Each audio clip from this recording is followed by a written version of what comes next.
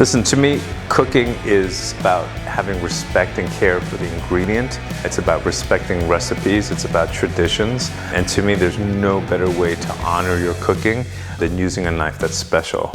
If you have a knife that is one of a kind and that you take good care of it, it will change your cooking. When you learn to respect your craft, respect your utensils, and respect your blade, your cooking will get better because the respect and care that you bring to it just elevates. That's kind of what I want to bring with this knife is, yes, you can get any knife out there and it'll chop.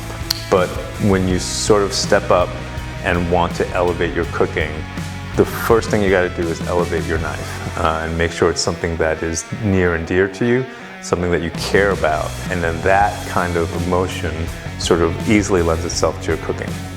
So it wasn't a light decision to come up with this design, and something that I'm really proud of. And it's something that I hope you guys will all enjoy.